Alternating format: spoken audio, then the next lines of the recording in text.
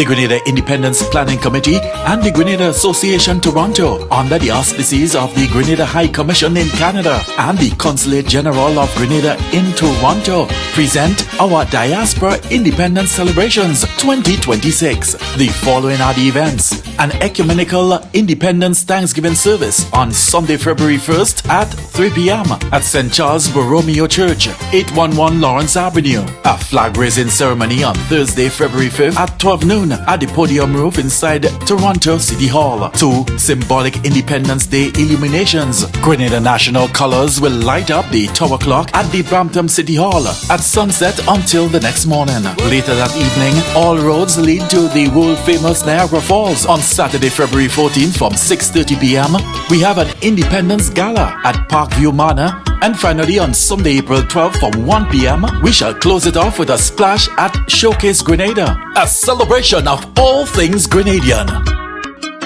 When stars align. Need a taxi? Download RideGo from the App Store. Tap the app.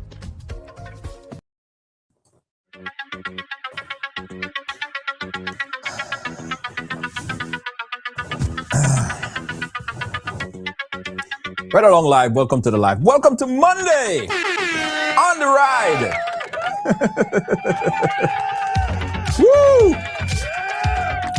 Hot Monday. Yeah, man. How the hell are you guys doing? How are you guys doing? And, you know, I sat here a little bit before the program and I got 5 calls, right? All of which they didn't even start off by saying, hi, how you day, you know, how you doing? Nothing like that. Like, when is the show coming on? When is the show coming on? What's up? I said, it's not even time yet. What's wrong? Lord have mercy. Boy, oh boy, oh boy. Serafina Kwashi, how you doing? Welcome to the ride. Rachel Botang, how you guys doing? Nice. Donna Gilbert, how you doing? You good? The folks on YouTube, big up yourself. Thank you so much for joining us here and Right Along Live. And we are, guys, we go boast, because we don't boast often, but we are the #1 rated program, primetime program, in prime time. Yeah, man.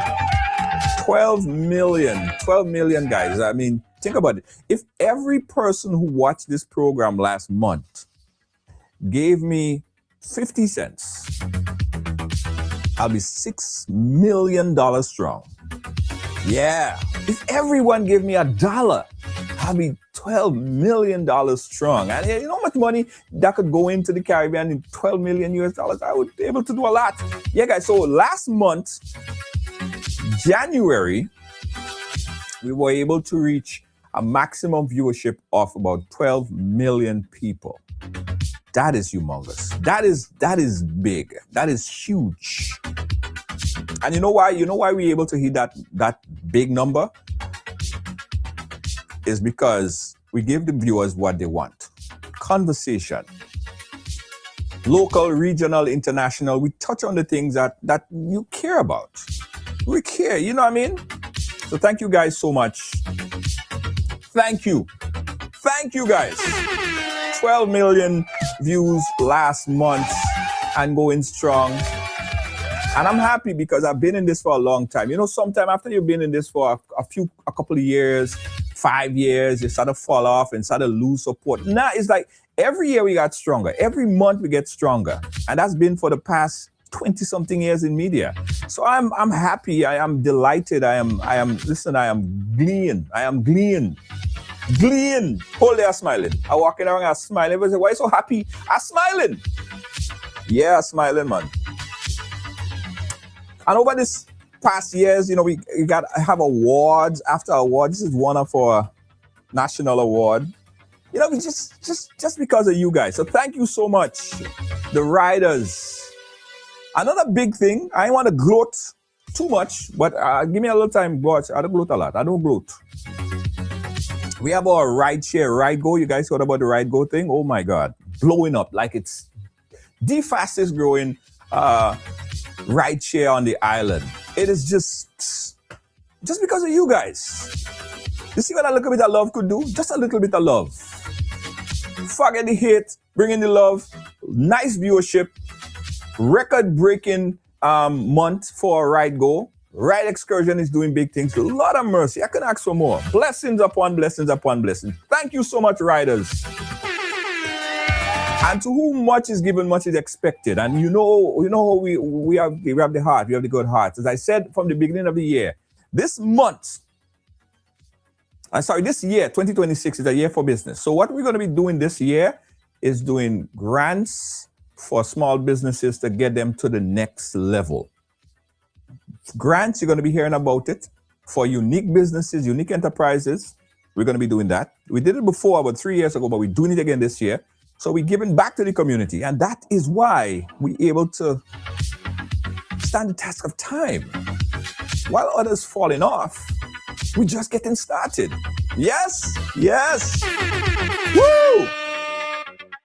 And pardon me as I gloat a little bit now. Thank you so much. Woohoo! Happy, happy, happy. All right, guys. So today, my guest is a PRO for the National Democratic Congress. He's also an MP. Honorable Ron Redhead, as a PRO, he deals with a lot of matters that goes out to the public, maybe from a political standpoint as it relates to the party standpoint, and from his constituency. So he's going to report on that. But throughout all of this stuff, guys, there are so much things that's happening that he also wants to talk about. I know Ron doesn't hold his tongue. When Ron comes to talk, Ron does talk. So we go have a nice conversation with him. Somebody say disclaimer. No, I don't think we gotta put on a disclaimer today. No. Just nice conversation. Nice conversation. Nice. Okay, somebody say nice. Nice. Joan Duncan, thank you so much. All right, guys. So help me to welcome. Put some thumbs up. The folks from Willis, the folks from Annandale area up there. I'm up there all the time on the tuk-tuk. The folks from that general area there. Put some fire in the chat, put some thumbs up in the chat before I welcome the man. Honorable Ron Redhead on the ride with a lot to say. Yes. The man himself, Honorable Ron Redhead, is with us today. Hey, so how are you doing? Not too bad, Junior. Just good for the time. Just enjoying the weather in Grenada. It's been up and down, but nonetheless enjoyable. Certainly not as cold as New York. Let me tell you something, boy. I picked the wrong time to come back to New York. Yeah. However, really bad. I say the wrong time, but for a lot of ways, I think it's the right time. I'll tell you what happened to me yesterday. I've been doing a lot of videos telling people to play it safe when it gets cold and what to do and all of that stuff. So yesterday, I'm in my house. I went to turn on the pipe and I realized there's no water in the pipe. That only happens when you have a frozen pipe because it's that cold, right? So I'm like, damn, I have a frozen pipe because normally I would just let the water drip a little bit. But upstairs, no water. I started to panic because it happened before where I had a frozen pipe and the pipe burst and it damaged the whole downstairs. So I'm like, I don't want that to happen again. You wouldn't believe what happened. The pipe burst. I there and I'm just hearing like just crazy water. So I thought it was the heater. I run upstairs. I'm like, what, the heater is on? No, the heater wasn't on. The pipe burst and started to leak water all over my ceiling. Damn. So I say that to say I was here in the right time because the funny thing is my son doesn't know where the cutter valve is. And he just brought me to the thing. Like I should have taught him all of that stuff. So I was able to, before he damaged the whole house, I was able to shut up the power, shut up the water, and it was fine. But that is one of the problems that we face when it gets extremely cold, as it was yesterday. -10 degrees in New York City. Yeah, and thankfully you were there. The truth is, we may not have to deal with it like that, but we have our own stress as it relates to pipes, whether it is the water pressure, or in some instances, water pressure just not being strong enough to carry up a hill, etc. So we understand and empathize with you. Yeah, man. Let me tell you, it was bad. It was bad. Uh, Well, as we're talking about water and we're talking about infrastructure and developments and stuff like that, let's dissect straight into the conversation about infrastructure, right? I yeah. know you're not the minister of infrastructure, but you could give us the information that you have in regards to that. Now, I've been traveling when I'm in Grenada. I'm traveling in the Grand Anse area, and what I'm seeing is that the project is taking a little bit of time. It's taking, I don't know if it's overdue, but the road ain't properly fixed yet. What's going on in the south of the island with Right. that water? Right. Well, first off, let me just, Junior, if you don't mind, just say shout out to my constituents. Let me also recognize the birthday of the General Secretary and Recording Secretary, Honorable Andy Williams and Dr. Tessa Sincere. They are both celebrating their birthdays today. It's no coincidence, but they seem to be born on the same day, which might be a good thing. GBSS is also celebrating its anniversary as well. Oh, And so it's a good day today. So I want to start off in that light. As it relates to the project in the South, progress is being made. The minister, who happens to be the Honorable Prime Minister, gave an update last week on several initiatives that have been ongoing from infrastructure standpoint. While not specifically reporting on that, but having dealt with it in a subsequent uh, interview. I think it would have been with another journalist in Grenada. He delved very deeply into the state of the project, his concerns, the government's concern, etc. And so since then, some progress has been made, in particular with repaving the road. So I can tell you just last night, at the entrance of Wall Street, the team, they were repaving the road as we speak. We also have a good opportunity where we have another asphalt plant on island. So rather than depending on the one, we now have another asphalt plant. And again, this is through the hard work, dedication of the ministry and the Minister of Infrastructure, the Honorable Prime Minister, to be able to diversify our ability so that we have more than one entities being able to do pavement of roads, etc., etc.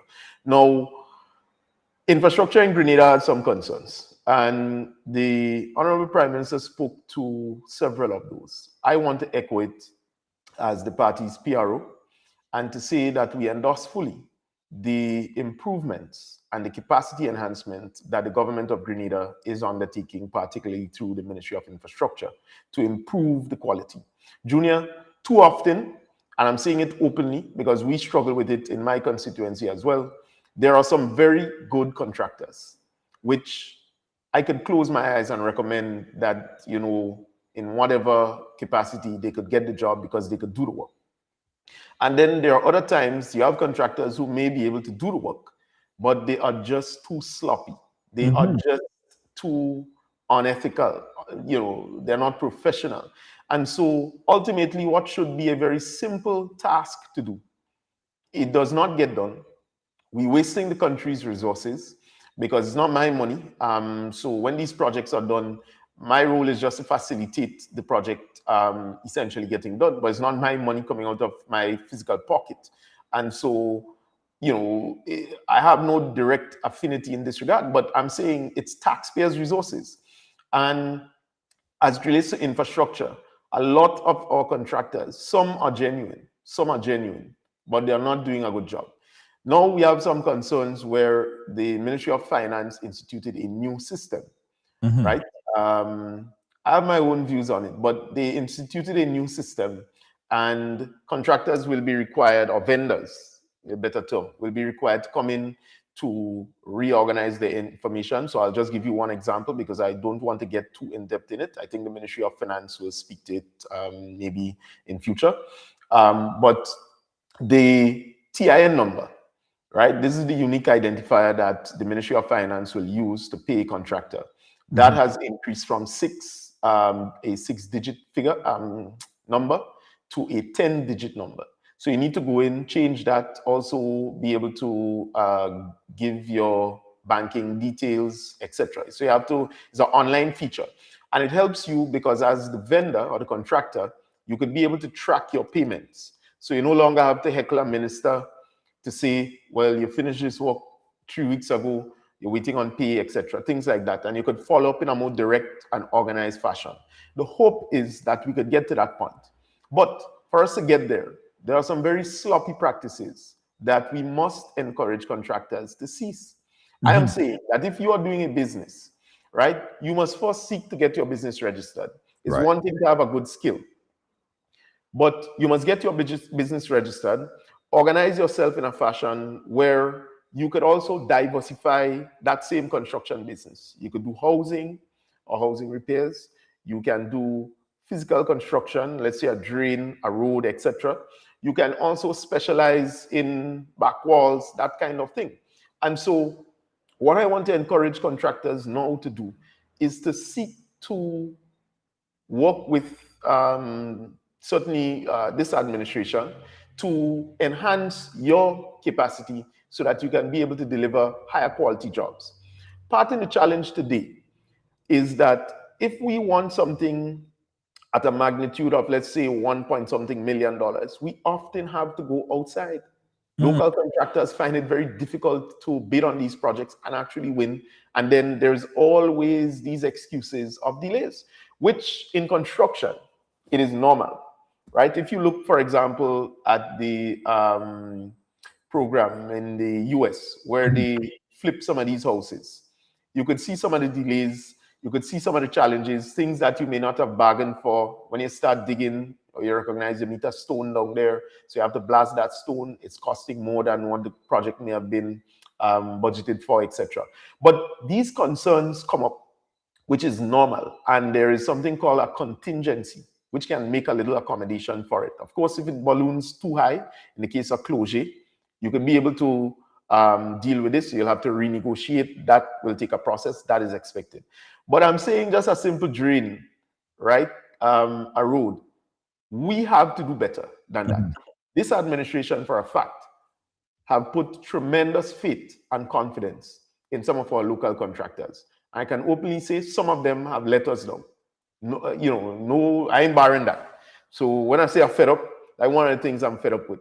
I'm fed up seeing them disappoint us when we are looking towards them, local contractors, with great pride and enthusiasm, because we want our people to be better. We want our people to get the jobs. We want our people to do the work. I can tell you, we just opened a road in Lamode up by the playing field, and both local contractors. You know, the last contractor and 2 contractors in local parlance was able to eat our food on the project. And it came out so lovely. The first one, the Ministry of Infrastructure completed it. The second one, it was a combination of community, the contractor, and the Ministry of MIT to complete the second phase. And you know, that second contractor, the scope of the work was just to do the road. And he insisted that we need to do a back wall to preserve the integrity of the road. You don't want the road, when it is done, collapsing as a result of, pressure, weight, etc. And this thing was a source of contention on my mind, because that is not what we budget for. And so we had to find the resources. And in those instances, Junior, I really, really, really appreciate those types of contractors, because they're genuine. They see a project not just to finish the work, to say that they do it, and then when it's done, concrete breaking, this breaking off, and so on. Genuinely done. The integrity is preserved, and we're looking at something that may last a little while longer than I might be here. And so these are the things that I think we need to continue to invest in, and the approach, so to speak, as to what contractors could take. But certainly, this is number one as we progress into 2026, that I think contractors need to beef up. There's need also for them to ensure that in their craft, their trade, that they're doing some level of enhancement on their part to be able to run the business a little better. And when you get a project, you must be able to finish it within time, within scope, budget, and you could make all the profits you want after that. What do you say to people who says that, listen, at the end of the day, it's your responsibility. Because if you select someone to do a job, you should be responsible enough to select someone that you know could get the job done properly. Because at the end of the day, it comes back to you, your Right. government. Right. And that's fair. So this is what I'm saying, that our policy, as far as I am aware, is to, as much as possible, as best as possible, find local contractors who can do the work. Right. Our effort is to go out there, speak to people, talk to them. They will be able to tell you and show their quality of work that they have done in the past. And there are some very, very solid contractors, especially in the Northeast, and builders. When you talk about housing and so on, I mean, these people are high quality, right? You have people in Willis that they can build anything. Just give them the material, right? So I'm saying, and Boca and some of these other areas, I'm saying that we have people with the capacity. The challenge is that in one instance, one contractor can't get all the work. And in my view, for example, is that when I recommend, because the Ministry of Infrastructure is the one doing the final selection, they will do all the necessary checks, but we can only recommend. When I recommend, my expectation is that I wouldn't like to recommend the same contractor to do every single thing, right? No matter how good they are. So sometimes you want to be able to share it. But I'm saying in that process of sharing it, there are contractors who are letting you down. Now, you might have one or two people who, you know, one or two jobs, they start off, they make some mistakes. That's normal because it's part of the teething stage. But some people just can't help themselves, right? And it is this kind of concern that we have to move against. You know, I look at the last administration, for example. They attempted to do some work, particularly in the last round leading up to the election. And a lot of the work that was done was substandard, old work. And it's some of the same contractors who may come forward today requesting some opportunity to get a job here or there and so on. And they may be genuine, but I'm saying that when you preside over that kind of quality of work, it makes it very difficult for someone to recommend you. And so my thing is, I'm saying contractors, if that's the business you're going into, you have to up the game, right? You have to see this not just as some little hobby and just way to eat a food and so on, but you have to do it in a way where you see progress and you see some steps towards development. Yeah. So, Rose had brought this up. They crossed my mind also. What about supervisors overseas? People to ensure that the work is being done and also they're getting paid based on completion of the work. Right. So that is already intriguing. Let me put it this way, that part of the challenge is that if you have a constituency like the South St. David, Northeast, Carriacou, Pitimatney, where so much might be going on, and you have only one road officer to oversee all of the construction work, you know, some things could slip under, because if someone is saying that they're going to pour concrete today, for example, you know, a road officer may say, well, this person has the experience. It is my expectation that they will know what to pour, the amount in terms of the quantum, and that supervision may not be necessary at this particular time. But we will go back, check the width. Let's say it's 6-inch blocks you have to use. Some contractors might try to scheme it and use 4, 3, etc. You know, so all these things you have to monitor it. But it's always difficult when you pour concrete and you didn't see what is beneath it. So this is why the approach we take, for example, in St. George Northeast, all the projects that are to be done, they are listed, right? I, for example, have been relying upon the technical advice free of charge from a constituent, Mr. Neville Bain, as to some of the priority that we give. Mr. Neville Bain is the one who recommended that we should give priority to widen LA Law in Tempe, and we should give priority to doing something at Choice Bakery, the drain at that area. So I rely on people's technical advice in this regard. I am not a builder. But the point is, you know, if you give one contractor a job, he may know of something different. If you have to go down 5 feet, he may up to go 3, for whatever reason. And if this is overlooked and an oversight occurs, chances are in the future, after that project is completed, when you have flooding, you see these problems popping up with the water just overflowing and so on, you have challenges. So all of that is a part, Junior, of the process that we must take. It is being done. But if you ask me, in some instances, people do slip under the radar. Right. And that is where I'm saying the integrity of a contractor. If you know you're supposed to pour 4 feet of concrete, pour 4 feet. We'll try to skim it so that I could make extra and that sort of thing. Pour 4 feet.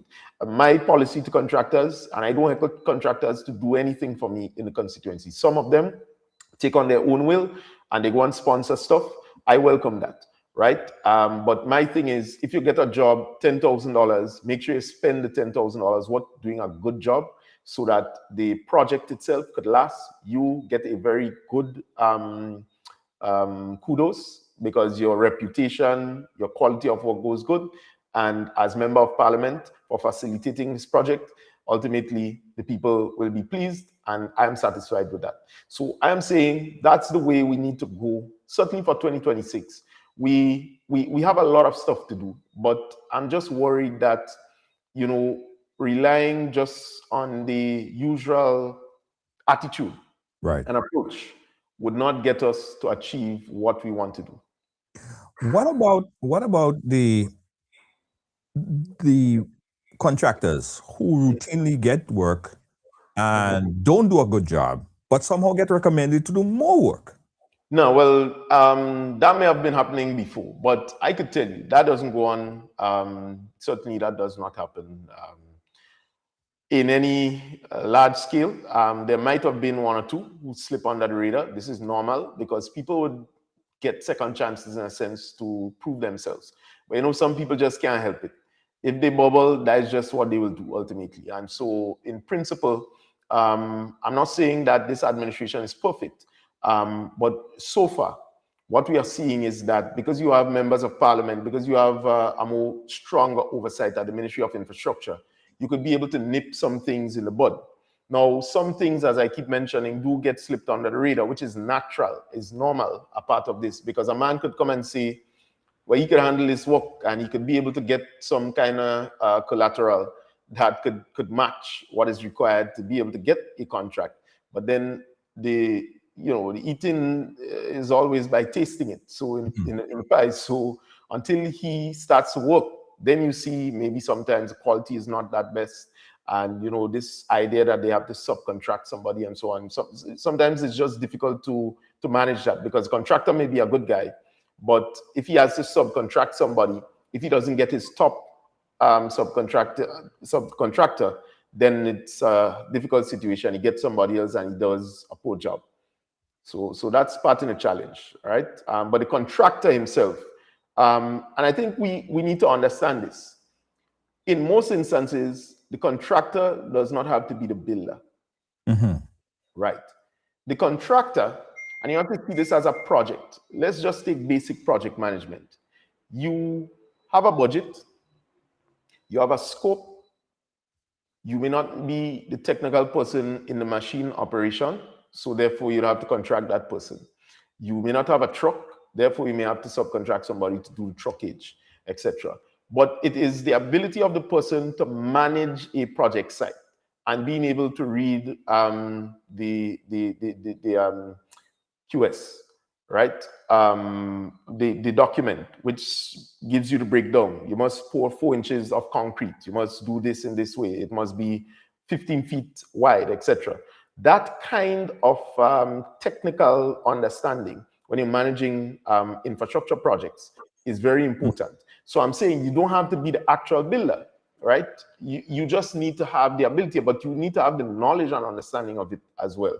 But you need to have the ability to mobilize the necessary resources to get the job done, essentially, right? And so the challenge we face in Grenada is that builders will oftentimes be contractors. And so it's similar to a market vendor and a farmer. You have to separate the two sometimes because both might require different skill set, especially when it comes to management management is the issue. So that's why I'm saying, and goes back to the original point, contractors need to enhance their management capability, especially those who are the builders and have not done a more formal side of training to be able to be in the field that they are. Someone asked the question here again. Again, guys, we open up the phone line. You could call in to speak about the topic that we're on, right? We have a lot of other things to talk about. Someone asked the question, is there a level or is there a consideration of a level of sabotage that may go into certain projects? Yes, but again, a sabotage is only as strong as the weakness to manage and oversee it. So I'll put it this way. Yes, in some instances, and I can give you a very practical example, that Willis project that the opposition often tries to refer to and about they would finish it and so on, that, in my humble opinion, have seen a serious level of sabotage, right? So take, for example, we did not do any drawings, first and foremost. Former administration, when they start a project, right? No drawings, no compensation for people's property. And so a number of things were done then, which ultimately led to what we are seeing now, which was the sabotage. And so for us to fix this, we couldn't continue with the contractor. We tried, because what we were saying is that if you get rid of the contractor, it is a whole set of process now to go and get new people, which is exactly what we had to end up doing. And this is what occurred. But in all honesty, that specific contractor, I don't know, I may not be qualified to say whether or not they knew or had the knowledge of what they were doing, but they were doing a lot of nonsense. And what is hurtful is that there were local builders on this project as subcontractors doing this level of poor work, substandard work, right? Vikivai construction, the site itself was just filthy, nail popping up here and there, and so on. So in that regard, maybe one can say it might have been, because I visited this project until I just started to get fed up. Because when I tell a contractor, I say, man, you have this place in such a state and you come in and give some kind of fancy talk about the government and pay you and all these other things. And you see, sometimes we have to say this because I have nothing to lose in this regard. I'm saying when people raise these issues about infrastructure projects and they're dealing with the government, it is very easy to say, well, they MP this and they MP that. This is a project our administration inherited, but it's a project definitely we had intended to solve, and we have solved it now. We are satisfied that with new leadership and new contractors, we are going to be able to get a better quality of work than what we were getting there. These are the same contractors that were involved with the Lavery Road, and we saw the mess that was created there. And so in my own conscience, as the member of parliament for St. George Northeast, I made it absolutely clear that I was not willing to sacrifice my community of Willis for this old substandard work that that particular contractor was doing. And so I was very clear on that. I think the stance of the Ministry of Infrastructure under the Honorable Prime Minister's leadership is the right one right now, which is to say that we are not making any joke. I don't think he needs to do like Prime Minister of Guyana, President of Guyana, and call all contractors. But clearly, a message had to be sent for substandard work. And the worrying thing, Junior, as I end on this point, if a contractor has any difficulty, and I want the public to understand this, we are not hiding in some office and so on. And I can speak for this administration.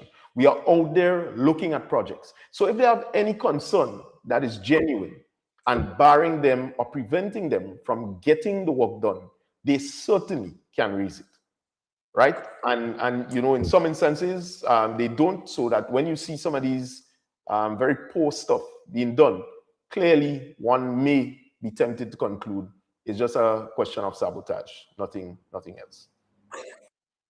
All right, let's jump to the phone line. We've got a caller on the line right now. Caller, you're live on the WhatsApp. Where are you calling us from? All right, let me see. Probably the caller. Let me probably the caller through the speakerphone then. Caller on the WhatsApp, you're live. Where are you calling us from? Right, I'm calling you from the St. George Northeast area, Mr. Redhead area, as a matter of fact. Okay, go right ahead. Make your point. So I have a couple contributions to give and some questions that I think that need some answers as well. Now, first of all, I heard the MP spoke of finance and the situation that's going on there with where they move into the online portal.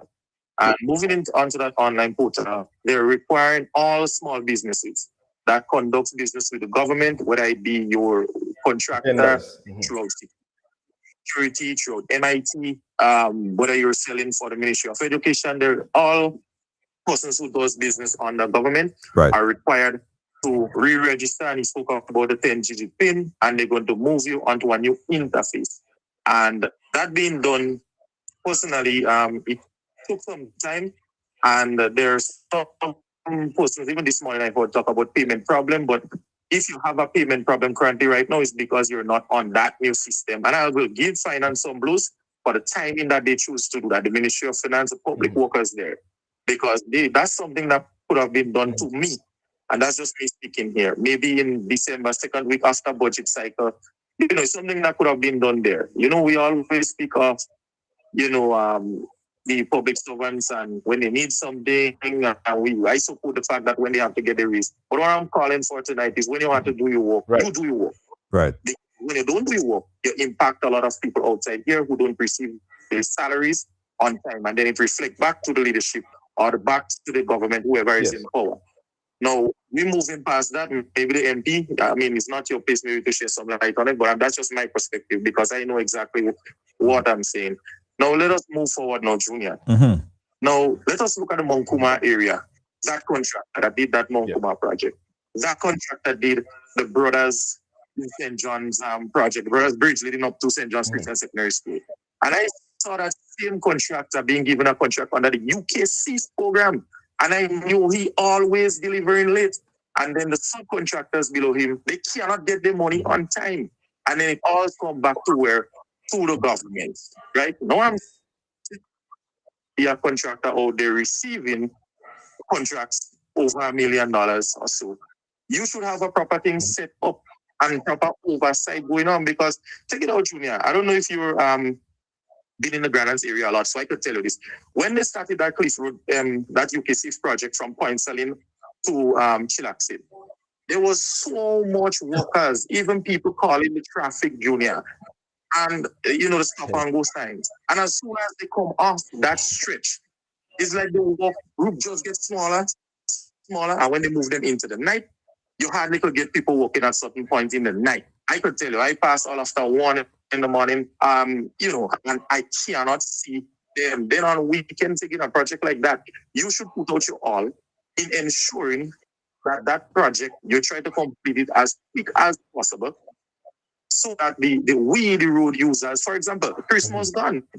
Granada is always a hot spot for Christmas lime, and most people refuse there. They went to other areas because of that road problem that was going on in Granada. And it's not a government project, it's a UKC. The Caribbean Development Bank is responsible for that project. So the contractor get that through there. So the government has minimal say on it. So I'm saying that to say, Junior, and these contractors, I ain't putting it in no political format. They work with some administration and they're on working with the new administration. So it's a matter of these steel boys and them. You have some of them. They're not giving due justice value for money. Look Hanover. Look at the state that they have Willis in. Look at the state that they had Willis, and Hanover had other jobs done in St. John's area as well again. And these projects take long. And look at they have Willis incomplete. They subcontracted the work in Willis area here, and the work that they subcontracted to the subcontractors, monies was spent purchasing 4 Suzuki Swifts, and look the state of how we have the roads outside there. And then they had to ask for more money. And I can tell you, because I was there working with a subcontractor, and he wasn't even being paid on time. So what the government needs to do, that's just my recommendation, is bring in big contractors inside here who has the money, has the capacity, and let them do the work and then pay them. We're trying to help with small people out, but they're actually killing us. And most cases don't want to be legit. They don't want to be legit. So I am making a clarion call, whether it had to be the Chinese, whether it be who and who, and it seems like we're trying to elevate we people. But we're trying to elevate, and some of them, I'm not saying all, some of them, they're just not giving due diligence, due diligence. Look, pushing people have to get to work and they can't reach and work on time. That's human resource wasting. Right. Wrap it up a bit. Wrap it up a bit, because we want to get a response from Yeah, there. I'm just saying here, the blame is going out, and then the government will tend to get the blame. But it's not the government fully to take all the blows as it has to pass. But we have to put the pressure on these people, and in some cases, don't give them the work because the track record is not good. Right. That's my contribution. Thank you so much, caller. Thank you so much. Junior. So let me just thank the caller for his recommendation, first and foremost. And I think that is what was announced by Prime Minister in terms of the approach for at least 5 major projects that we would seek to undertake throughout the length and breadth of Grenada. And, the caller rightfully said, there are some contractors who do a good job. But then there are some who somehow or the other always seem to dance their way into getting a contract. And when they start it, the work is left undone. The delays is just tremendous. And then the frustration start mounting. But this is where the leadership comes in. And I think we are pretty much clear now on our position on this. Major projects, we have tried, but we cannot rely on some of the contractors because of what they are doing and how the culture, the effort. Again, I don't see why it is that we shouldn't push the night projects or projects being done more in the night where vehicle is less and pedestrians are less, and you could actually be able to get more done by blocking off roads and so on at particular hours if you organize it in such a way. But again, I think we need training. But it goes back to the point, Junior, to which I hope we could touch on, which is the question of shortage of labor. It goes back to that point, right? So just to round up on the whole infrastructure thing, and I think the caller put it best, while we see some successes, so take, for example, the widening over the hills that was being done prior to the UKSIF project of the relaying of pipe starting, these were local contractors. I can personally say that after Hurricane Beryl, I had a conversation with CTO. 1910 is part of the constituency of St. George Northeast, right? So we had a personal conversation, Brother Kevin, and he said this had to be done for many years. He took 2 local contractors and they scraped, they bobbed, they got it through. I'm saying that is the kind of effort that we need. While it was not perfect, but we need our contractors to start going above and beyond and actually being successful and completing it. So the discipline that is required to complete these types of jobs, sometimes I just feel, locally, we don't have it. And it disappoints us, this government in particular, because we're really for Grenada and Grenadians. And we want to see our people elevated. And then it gets frustrating. I personally know, for example, when we had Mount Kuma, the Honorable Prime Minister intervened. When we just came in, I met with the residents up there about 3 times. We had site visits to be able to resolve the problem. I met with the contractor. I even recommended people to give to the contractor as workers, that sort of thing. That was done repeatedly. And we eventually got to the point. The Honorable Prime Minister had a particular choice to make in whether we choose local contractors to do a pavement or foreign. He chose the local contractors. And you know what ended up happening? Disappointingly, maybe about 6 months after, parts in the road started caving in, collapsing. So the quality, that sort of thing of asphalt, all these other things had to be put under the microscope. Here we were genuinely attempting to give all local people so that the monies that is available could then still circulate within our economy and our ordinary people could get it. And this is what was done. So it is rather frustrating at times, Junior, but it must be said because we have to fix it. But I think the ultimate point is we also have a labor shortage in those fields. I want to get into that labor shortage thing because there is a much broader conversation that is happening, right? First, let me go at it like this. Now, we had a request from the US, right? I'll take it from there. There was a request made from the US. That request was made to other Caribbean islands. We have our neighboring Dominica, who signed an MOU with the United States. We had St. Kitts and Nevis, who also signed, and I believe it was proposed to other countries like Guyana and other countries. And Antigua also signed the MOU. Right. Now, Grenada, it's said that Grenada was given similar proposal or the similar MOU to accept third country nationals. Not deportees, they are transferees. Deportees are nationals from the country. Yeah, they'll take them, but is people that have no association, no relation, no cultural attachment to Grenada, they are being sent back. Now, the Prime Minister of Grenada, his position is, your administration position is, okay, we need these people, or if not, now we need, if we were to take these people, we would take them under certain grounds. The Prime Minister made the push that the grounds that we'll take them on are, one, they have to provide some sort of work. They have to some kind of knowledge or something that we could use in the country, and also for the US to pay certain fees associated with their being back in Grenada. So tell us about that. Let's start from there. The labor shortage, and how is this going to work, and how is this going to be beneficial for Grenada? Right.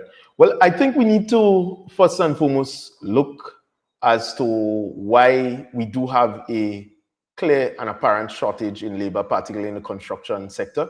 I can't really speak for all the others, but particularly in the construction sector, definitely it is glaring and possibly getting worse.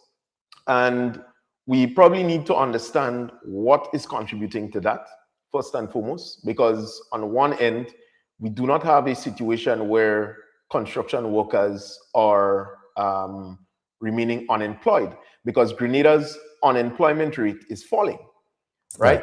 So the question you have to ask now, why is the unemployment rate falling, particularly even among that sector, but the labor is still at a major shortage? It could be that workers are migrating from the construction sector into another sector, maybe even security, whatever else, some less demanding job.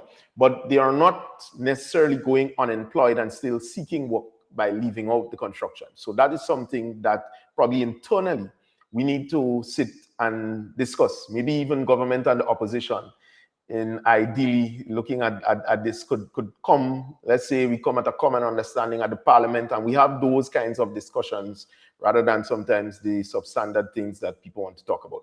But we need to identify first and foremost what is happening there. And then now, government of Grenada and Prime Minister, Honorable Prime Minister, and the Minister of Foreign Affairs only last week, gave a disclosure as to how we are going about this. Remember, what we are saying is, and why we can put these proposals forward, because I think we need to clear up the misconception. We are not getting deportees that are criminals and coming here and being deported because they spend 20 odd years in their life in jail in the US, etc. That's not what we are getting. The fact that we can be discussing that we are looking for construction workers, that we are looking for people who may be working in the medical field, people who are caregivers and have that capacity and can take care of our elders, the homes, etc. The fact that we can put out that, first and foremost, suggests that the people or transferees who are coming are not hardcore criminals who spend time in jail, etc. Right? This is the first thing. The second thing is that having agreed to a non-binding MOU, which some people still have confusion over, simply because all they like is propaganda and they don't understand the difference. And this is a serious issue, Junior. So I think, with all due respect to some of the political opponents and pundits who just talking garbage over this issue, I think sometimes we need to sit our tails down and try and understand the circumstances as to what we are dealing with from a global perspective and locally in Grenada. This is not some fly-by-night decision that we are used to. In fact, I would be pressed to say that this is probably the most aggressive that the US has ever been in its hemisphere. And I'm saying its hemisphere because it's the leader of the hemisphere. We have to give it that title, definitely. But it has been the most aggressive like that in recent history, which means our generation of leaders and leadership has never dealt with a matter like that, including the outgoing leader in the opposition. He was around for revolution, but the side he was on certainly wasn't the side where he was feeling the oppression, right? It was a different circumstances. And so what we are dealing with is a situation that Grenada has never dealt with in, let's say, over 20 years. And therefore, what is required is not this political grandstanding and shenanigan. What is required is for us to sit down, analyze how can Grenada benefit from this particular situation, and what are the safeguards that we need to put up that is not going to put us in harm's way, one, but is also not going to put us in a situation where we just carte blanche, close our eyes and do things. And therefore, we think the best way to approach this, certainly from a government standpoint, is to negotiate the terms of this particular transferee request, in the sense that we have a labor shortage issue. Therefore, we will be willing to take people, but we need workers in the country. We need to build our country. And if you look at the history of the US, unfortunately or fortunately, it is a country built by migrants, whether we want to accept that or not. That's not for me to argue, however. What I'm saying is that for us, since we are talking about development, what we need to discuss is how can this particular policy position by the US be able to benefit, if at all it can benefit. So that's the first step. And so we see the first step as signing the agreement as outlined by the Honorable Prime Minister and Minister of Foreign Affairs, to sign this non-binding agreement to begin negotiations and talks around this specific matter. So the MOU signing is not going to say in the morning when we sign it that you'll see a set of transferees coming here and you have space on the bus and you won't have space in some of the housing scheme and so on. That's not what we're getting at. What we are getting at, Junior, is that signing the MOU is the first step. Then it opens the opportunity through diplomacy to negotiate with the US. This is what we are doing. And this is probably the best approach. We didn't run to sign the MOU because we had to look at it from a technical standpoint as well. Because I think, going back to the point that I made, because we have never dealt with this thing before, this is not just a situation where somebody just present an opportunity to you and you could say, we're doing it so because it has been done, tried, proved, tested. That's not the case. And I can tell you this, as much as the opposition talking, has any Grenadian heard the official position, policy position of the opposition? Because they said election going to call this year, somehow. So I assume by now, if you're working on a manifesto, you must have a policy position that you could put out on this specific matter. But they have not, because it does not require some kind of hot and sweaty approach and knee-jerk reaction, come in and try to seek votes. This is not something that you could seek votes on. This is about the future of the country. And therefore, I think the government is taking the right approach in terms of how it is doing it, in a pragmatic way, meticulous, and certainly analyzing the situation with facts, not hearsay and emotionalism, and certainly not on the basis of ideology. So that's something that I want to see, because ideology has its own ups and downs. It doesn't fix any issue for us, and in my humble opinion, it will not save us in this regard. So who feel they are left and there's a right-wing policy and so on, we don't have time for that. What we seek is development and the benefit of Grenada and by extension the Caribbean on this matter. All right. Let's jump to the call. We have a caller on the phone line right now. Caller, live, where are you calling us from? Good night, sir. Grenada. Grenada, go right ahead. Right. Concerning the labor issue, yeah, there's a shortage of workers in Grenada, especially on the construction sites. Now, I'm serious concerning that. Why you have so much beggars, young men begging in St. George's, begging in Grandlands, able-bodied men, and these construction firms trying out for workers? I am saying, and I already started that, I'm not giving none of them nothing. Some of them, they are stronger than me. One guy told me once, when I was criticizing that, he said, man, what happened to you, man? When I go home in the morning and go in town for 7 o'clock, and when I'm going back home, I have $120 in my pocket, what am I going to work for? That's where the problem is. If you in St. George's during the day, you see people all by food land, by the bus terminal, just liming and begging, even for a beer. It's because they're getting from people free money. They don't see the need to work. So people must stop giving these guys and them money. Even women. Women should be in the construction industry in Grenada too, you know. But some way, some men feel, oh, a woman can raise a block. But in other countries, women doing those work. Yeah? We have to stop this thing where we're feeding able-bodied people in Grenada. Let them go and find work to do, and we will see a change in the whole thing. Thank you. All right, thank you, caller. Thank you so much. Thanks, caller. So yeah, Junior, you know, that's a challenge. We do have a shortage, but we also can't wait.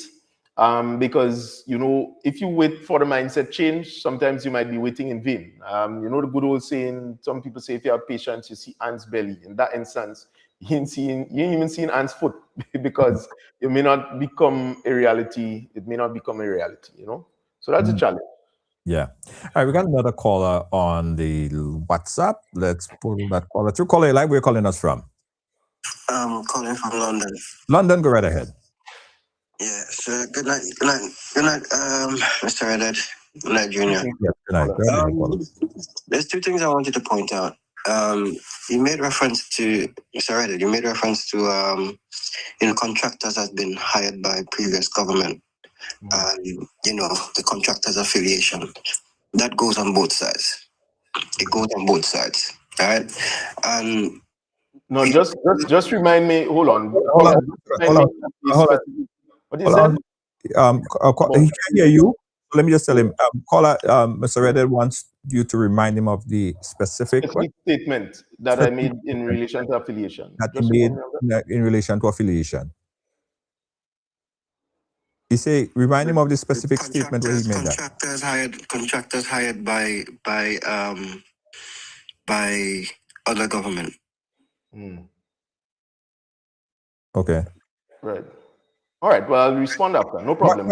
He'll respond after. Go ahead. So the general point I was trying to make is this is where one of our main problems arise in Grenada, whereby we give friend jobs and without the proper qualifications, without the proper knowledge on certain things. Hence the reason why we stumble upon these issues right now. All right?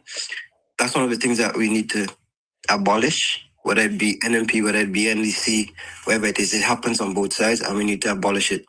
There should be some sort of criteria as a contractor when it comes to dealing with government millions and the infrastructure of the country, right, which could put other people, which could put our public at risk. You need to meet some sort of criteria in terms of qualifications, to execute certain jobs, right, and handling certain funds. That's one. Two, in terms of with the exchange of third country yes, third country nationals. I personally don't see it as a fix to our shortage in labor. In terms of housing, in terms of cost of living, in terms of blocking the opportunities of those who's jobless at the moment, who we can train properly or create proper institutions where we can teach them to provide the skills that the country needs. We have so much nurses and doctors who are going outside of the country for better wages. Right? Be it in the US, be it in Canada, be it in the UK, nurses and doctors right? Professionals leaving the country. And we're not looking at the reasons why these things are happening and trying to work on it. But then it's okay to take in third country nationals to help curb the problems of labor shortages. But we all call also we also have a situation where the government has proposed to take nurses from Ghana. Ghana, right? Mhm. The government also proposed to take nurses from Ghana because of the shortage that exists right now on island. So why are our nurses leaving? right, okay, so that's the thing. Why are our nurses leaving? okay, well, There's a lot of things Mr. that can Redhead would happen. respond. There's a lot of things that can happen there in terms of one, language barrier, Mhm. right? That is a big problem. Right? I don't want to say too long, but my question to you, Ron, Yes. why is our professionals leaving, right? And why isn't there much being done to ensure that our labor shortage, that is being fixed internally in terms of proper schooling? Yeah, not Mr. Tom around the corner teaching a man how to pull a level, but like Guyana, whereby when we realize that you cannot, succeed as how certain kids might succeed academically, right? We then try to say, okay, not just a new law, but a proper what's the word, Junior? Sorry, my head is all over the place. Skills, you're talking about skills in Skills center. Yeah, okay. Mhm. Whereby they're well trained, right? Okay. I call it. So let's Mr. Redhead off. So, Junior, let me thank the caller. And you see, I think the caller is correct, but the question is being answered in this way. Why the nurses locally are leaving? One, they have free choice. And two, there are better opportunities that exist out there. It's simple as that. Unless this government would take the hard and fast position, which is to say that we will bond a nurse to say you can't leave to go and work nowhere else and you must work in Grenada. I mean, that's dictatorship. We are not attempting to do that. And so workers in Grenada and around the world do have free choice. But there are instances where you can have exchanges. One, like we do with Cuba, which the US seem to have concerns with. So that ultimately is going to go through its own phase and cycle and challenge in the Caribbean right now, in this era. And two, we can start taking nurses from Ghana, as we have announced, and as Ghana has already sent to other Caribbean nations, including Barbados, Antigua, Barbuda. The point is, our Caribbean territories have two problems. One, yes, we have the labor shortage, and we are not able to produce labor at a fast pace. That's one. But two, we also have this kind of visa mentality where most of our people, they work, they start, they want to go out and earn money. Nobody wants to stay and build the country. Nobody wants to struggle. Nobody wants to take a business from zero, make it into a hero. So that is a challenge, but they also have free choice. And that's a point I want to make to the caller, that in understanding, because the caller is saying that this potential exchange program or transferee program may not fix it.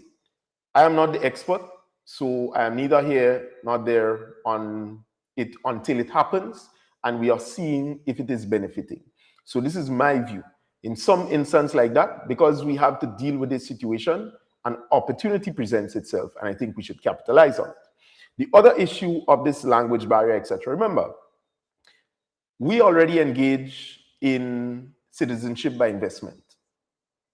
If you ask me, you can find a way to be able to get your work done, to have people come in here legitimately through whatever exchange program, pay taxes because they have to buy food, they have to spend the same money for purchasing, they'll pay VAT, etc. is a consumption tax, and to be able to broaden the base of taxes being collected, right? So it's an opportunity and a win-win. So if Grenada, for example, gets about 10,000 new people coming in primarily to work and we'll say, for example, let's run an instance, 5,000 for construction, 5,000 in agriculture. They can be deployed, those agricultural workers, in number of farms. Government have estates up in Vine. So all this talk about saying get work from local people, no local person ain't going and cut no vine in no government estate. And so it's only somebody who may be coming through some kind of program. And we do it when we send workers to go up in Canada to pick apples. Some of them, they waste the opportunity, and sometimes it makes it difficult to get these opportunities in future. But we do send workers. So you export labor. So see it as an export labor, and Grenada will be the recipient. So we're going to import the labor to help in our shortages. But it has a domino effect, which is that if you have more workers employed in the country, more of them, because they have to consume, they'll be able to pay tax. So, right. And that kind of benefit. So I think the caller is looking at it only from one dimension.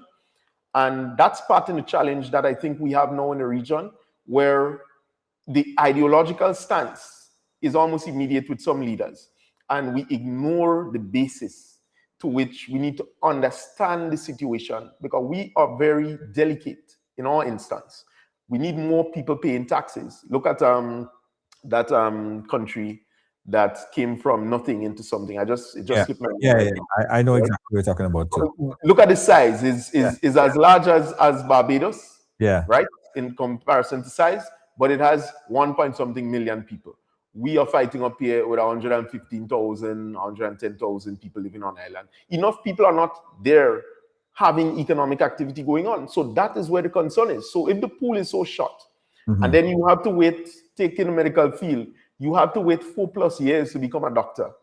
Well, the amount of people that passing in that 4+ years is when you're getting any benefits, any serious benefit from that to be in your hospital. So all of this has to be intertwined and taken into consideration when we are dealing with this issue. All right, we got another caller on the WhatsApp. I know there's a caller on the phone line that's waiting. Caller, please hold. The WhatsApp, go right ahead. Hello? Yeah, hi, caller, you live. Yes, good night, MP Redhead. Good night, sir. You can't hear him. You can't hear him, but he could hear you, yes, caller. Yeah. I realize. I think that we as Grenadians, we are very emotional when it comes to international relations and not being very logical. And we see that with previously with the situation with the radar, Grenadians suffering from post-American revolutionary trauma and so on and so on. And we are not thinking clearly, and we don't look at we're very negative minded or pessimistic, as some people will say. We always try to find the negative in every single scenario. And even with the situation with the exchange with the Nazis and so on, I mean, we have to look at as an increase in labor, increase in services, the deportees coming from America and so on. The Minister for Foreign Affairs said that every deportee that they will take in will be nobody will scrutinize, nobody with criminal records, X, Y, and Z. We are suffering with a labor crisis. We can see that after Beryl in Carriacou with construction and so on. And that's what I'm trying to say. Everybody is just being emotional about everything and not logical behind the new changes in international relations, especially with the Donroe, not the Monroe policy or doctrine, but the Donroe, Donald Trump approach to international relations. And as MP Ron said, nobody in parliament or in government around now has experienced this level of international relations or have that kind of expertise right now. And the government is doing its best in the interest of its people and those affected as the shareholders. All right. That's all I have to say. Thank you so much, caller. We appreciate you. We have one more caller. That's our good ride go caller right there. I thought he was calling to request a ride, but he was calling to give an input. Thank you for your support, sir. We have another caller on the phone lines. MP, how much time you have? Sorry, I forgot to ask you. Yeah, boy, if I tell you, I just missed a meeting. They're going to break my back because I had to be on a meeting. Hold on. Let me take this last call. Last call. Sorry. Caller, you live. Make it brief. Hey, yes. Good night. Mr. Redhead, I think that you made some very, very good point after the caller in London call.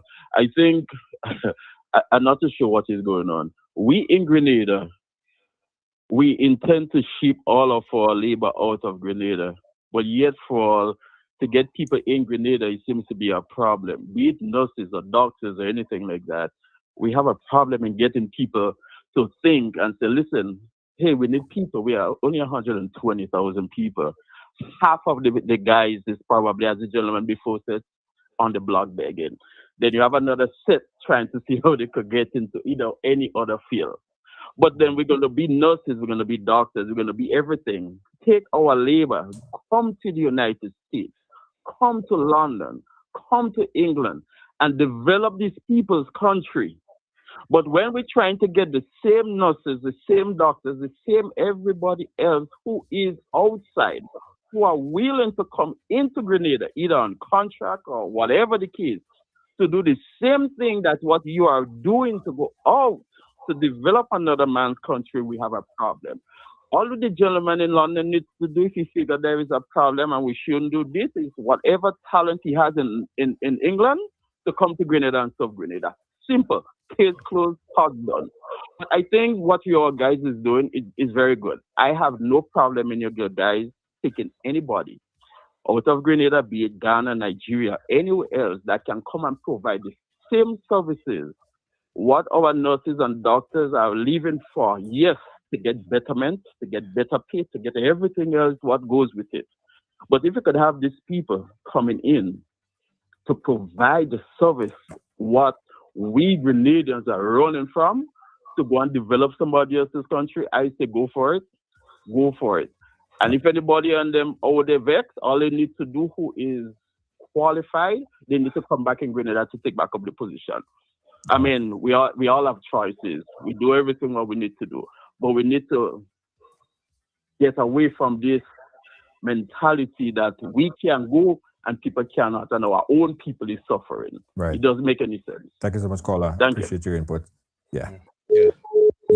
MP, yeah, I know you have to run. Sorry, but I want to just play this thing real quick. A quick clip, right? Because no problem, man. I'll make the time. It seems the meeting has ended, just to let you know. So yeah, blame it on me. Oh God, I'm not talking that much. I'll try. Yeah. It seems like this push, right, has been getting somewhat regional endorsement, because I saw a clip. If I could pull that video up, I saw a clip. Hold on, let me pull that video up. Yes, this is right here. This is the clip. Listen to this brother here, right? Because he made some comments on there, and it seems like he's endorsing it from a regional perspective. Listen to this.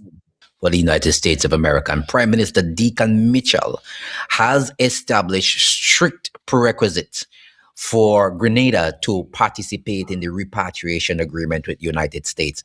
Third country nationals, the government is insisting that the U.S. must fund all logistics, including direct flights, housing, and resettlement expenses, as the island nation lacks the financial capacity to absorb these costs. And that's something I want to talk about today. So let's get into it right away. This is really good news. So there's an executive summary on what's happening here. A transactional approach to migration, which I am happy. I'm very, very happy for Grenada. The core proposition is that the U.S. seeks to relocate third country deportees to the region. Grenada Prime Minister Deacon Mitchell has countered with a firm line. Acceptance is not automatic. The government views this as a potential method to solve the domestic labor shortage. An expanded workforce using U.S. resources provide strict sovereignty is respected. So that's the core proposition. The non-negotiables around the table, and I think Rav Gonzalez spoke to these a long time ago. The U.S. must foot the bill for flights, housing, and resettlement. Only able-bodied, skilled individuals with clean criminal records What is the legal status? The current MOU is non-binding and exploratory. Okay, so it's not definitive yet. But I like this zero cost to Grenada. It must be because the US has been sending home criminals to different countries where they did not come from, and you have to bear the brunt. That can't be right. It simply cannot be right. And as small countries, we don't have the money to do that in the first place to begin with. He says only able bodied, skilled individuals with clean criminal records. Well, I hope that they get the list and the records of these people before they come in because that has been a problem all along. All along. Now, you're turning the burden into a benefit. This is what Grenada is doing. This is a pivot. US objective repatriation. Conditional alignment, Grenada objective economic growth. And it has to be. So what is the economic context? Grenada requires an expanded workforce for future economic growth. So does St. Vincent, so does St. Lucia, Dominica, and I hope all of them, I hope they do place that within their MOUs. I do hope they do that. What is the gap? A critical labor deficit exists in healthcare and elderly care sectors in Grenada. What is the strategy, you're asking me? Treat the US request as a recruitment pipeline for specific skills, prioritizing candidates closer to home. There you have it. I love that. What is the condition? The financial ultimatum, the US must foot the bill. This is the absolute must. And Deacon Mitchell did it correct. Direct flights, housing and accommodation, resettlement costs. I mean, how do you think we must be the ones to bear the burden for these people coming to our island? We didn't ask for them. You want them to come here because you don't want them there. So guess what? You pay for them. The flights, the housing and accommodation, resettlement costs, because they can't be on the street sleeping all the time, and the police can't hold them in a lockup forever because they have not committed any crime in Grenada or elsewhere, wherever they're going. So 100% US funded, and I agree with Deacon Mitchell. We are not going to take people and pay for them. Right, so that's our regional perspective on this, and this brother is not political. He's not from Grenada, so he has no horse in the race. Right. I should say so. Is that the message? Is that exactly encapsulate the idea that the administration is trying to bring forth? Well, it's certainly a part of the negotiations of the administration, in the sense that we have made it clear through the Minister of Foreign Affairs that this is a matter which exceeds our national budget. In other words, when we sit and we plan for our budgets, we do not plan to say that we're going to take transferees and have some kind of contingency that we could be able to foot bills to do direct flights, etc. Just to get a flight to Grenada, the airlines, they have to be paid, etc. And then if you don't fill the seats, those empty seats has to be paid for. So, I mean, we already have this struggle. And that is also apparent because we have to rely on them coming here for the tourism sector to be able to boost. Now, if you add an additional dimension, which is to deal with an issue that seemed to be burdening the US at this time, which is that they believe that they have a lot of people living in the United States that is not productive. And I'll put it in very basic terms so that we try and understand in Caribbean context. That is not productive, and you need to get them off your hands in that sense. That's the so-called basis. Or in some instances, remember, because a report came out from ICE raids, which suggests that a great percentage are not criminals. So they may actually be productive people, although they may be benefiting through some means of different things. But generally, they are productive people. And what we want from our context are the productive people. Those who have overstayed their visa, for example, and is in breach with US immigration timelines and so on, but may have some skill and capacity that we will utilize. Again, the challenge is that we in Grenada, and certainly by extension the Caribbean region, cannot talk about the policy of the US. That is out of our jurisdiction. And therefore, we are not attempting to do so. But I think the person on the program there, with the clip that you shared, is identifying the strategy right, meaning that we didn't ask for this, but here is a concern, here is a problem, but we want to see how we can turn it into a solution and benefit to Grenada. And the best approach to take is to lay down some of these conditions immediately and upfront. And we are very transparent when it comes to that. I think too often, sometimes people confuse coming to the public with regularity and giving all these press briefings that may not be substantive and not saying anything during the moment and waiting until you cross all T's, dot all I's, and then coming and present the facts. And some people confuse the regularity of press conference with transparency. It is not, right? So there's a difference between coming to the public every week and trying to lie and hoodwink, as opposed to taking your time, going through this situation that has presented itself. We have never dealt with it before, certainly our generation. So some of the people that you hear just talking about this issue, they know what they're talking about likewise. So we are just trying to learn it. And it presents itself an opportunity for us to try and learn and understand what is taking place. There is no hard and fast decision that we can make to help fixing this, because it is not within our jurisdiction. This problem is not emanating from within the Caribbean region. And therefore, I agree, the person acknowledges that this is probably the best approach that we could take in negotiating. And we are saying very clear and honest, we believe the US is our partner.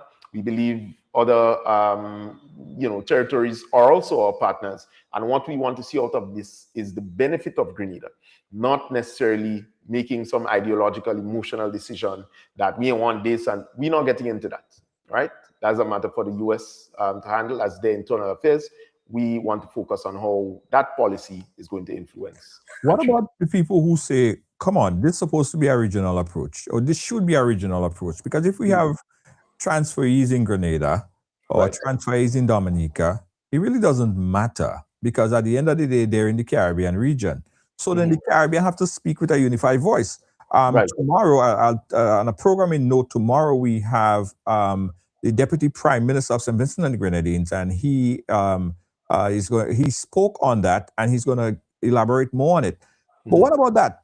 Instead of Grenada signing a MOU and St. Kitts signing a MOU, because I even heard St. Kitts MOU said that they would only take transferees that are somehow have Caribbean background or something of that sort. So they all have their little different tweaks. Even Edwin and myself went through a MOU for Antigua.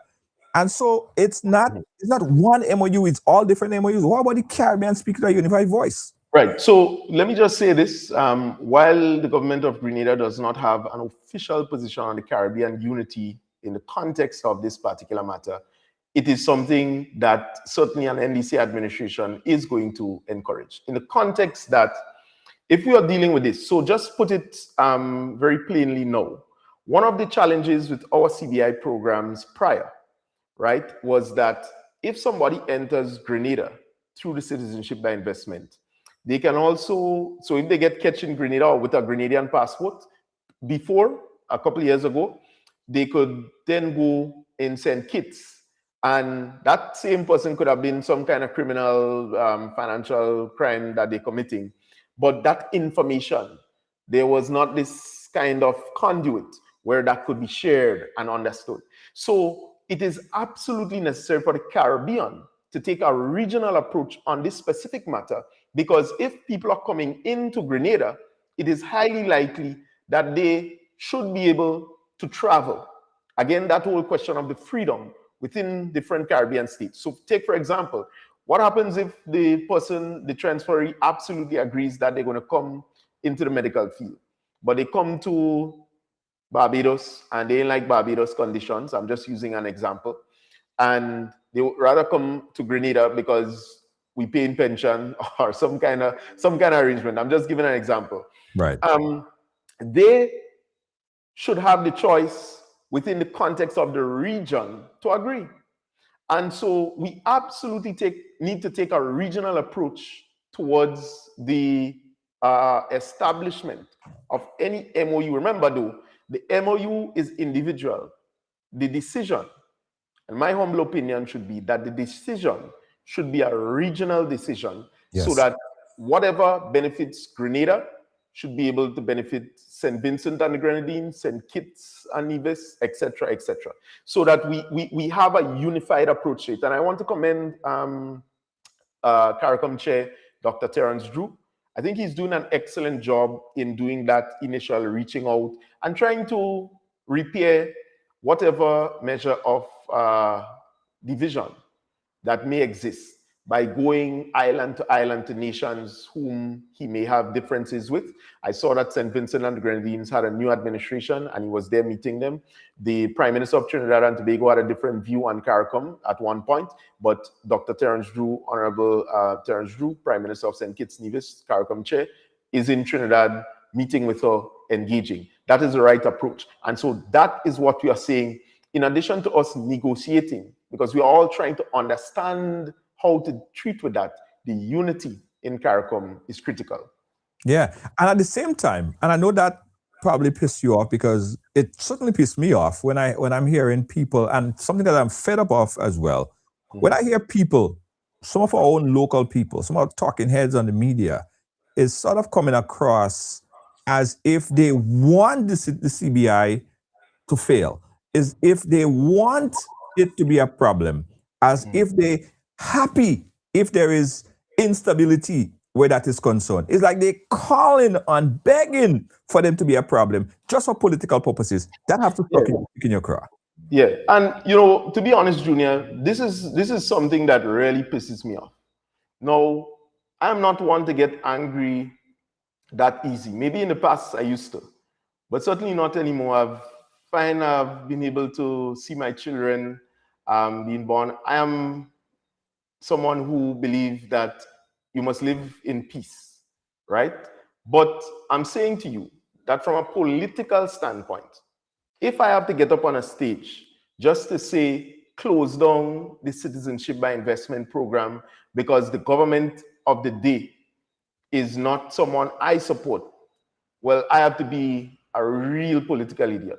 And I'm using raw language just so that we'll understand that it is rubbish and garbage to be talking that kind of language, because you can't be expecting us to raise additional revenue. We don't have workers. We don't have people enough in the country. Where you want us to get it? We'll have to institute increase in taxes. Do you want that? Some of them may, because they want to be able to score the political points. So when I hear ordinary citizens saying, yes, we have to end the CBI program, I'll give you an example with the CBI program, Junior. The former administration, when they renegotiated Grenada's debt situation with the creditors, they signed that if the citizenship by investment program was ever able to reach a particular threshold, that we will pay creditors a bonus, so to speak, on the debt, right? That was part of the agreement for the haircut. At the time, they took the decision that we may never have secretly reached that amount. So they signed it anyhow because they didn't care. They didn't give nothing any serious thought. So when Grenada's citizenship by investment program, due to the backlog of the Russian applicants that was there, reached that threshold, and we had to then pay the creditors, the very architect who signed that was asking in the finance committee, what is all this money for? And yet for all politically, you hear them saying, where all the money go that you make in the CBI program? And Ron thiefing it and Andy thiefing it and all stupidness that they're saying, right? The point is, this was an agreement that they made. That monies had to be paid to the creditors, the bonus. Millions, right?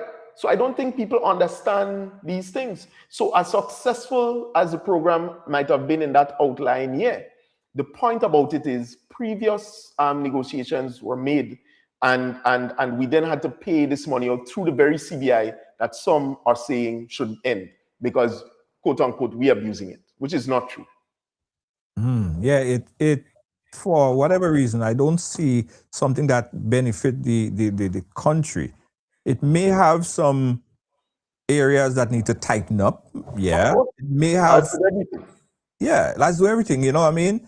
But to take the position that this should be disbanded, or the US should take away all the visas, or even preach bad on the own country failure for political purposes. I think that is, and they say it with a straight face. I mean, they sit on the platforms, and I watch them. I watch every program.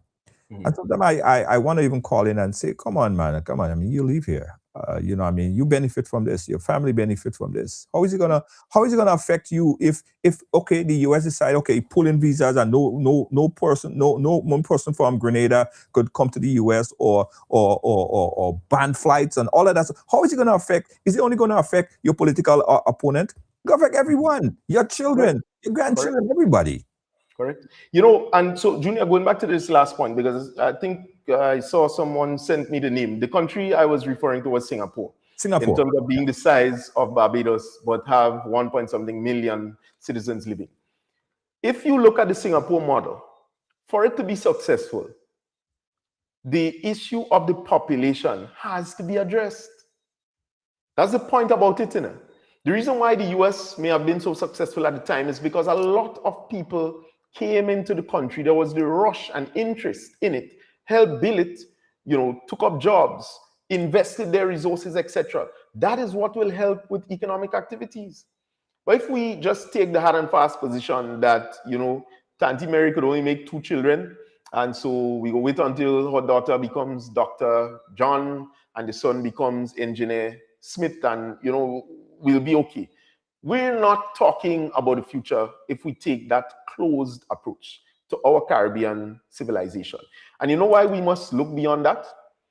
If we believe that we came through the passage from the slave era, if we are to be honest, we ourselves being settled in the Caribbean could be migrants too. And that is something that we need to understand, that you come into a country, your purpose is probably to become part of it and grow. If you take this locked out position, and I would say is a kind of a racist and an inferiority complex, where you don't believe you're not doing the work in your own country. But if you go out in the US, you will go and clean the homes, you would go and think, but you wouldn't do the work here. It's an inferiority complex. And I'm saying that if you can't stay here and build your country, but you rather go out and build somebody else's country. When people are coming in now to help build your country because there's a dire need, you should not be upset, because you're doing the same thing in practice and you have no issues with it. That's the point that we need to get at. Because if it's okay for our nurses to leave and go to UK and get greener pastures, which they have all right to, no offense to them. They have the skill, they have the quality, they could see greener pastures, they go for it. But if somebody else wants to come to our country and help, we shouldn't try to block them and say, well, we pushing out our people. We don't have, and therefore we need. So, I think that needed to be said.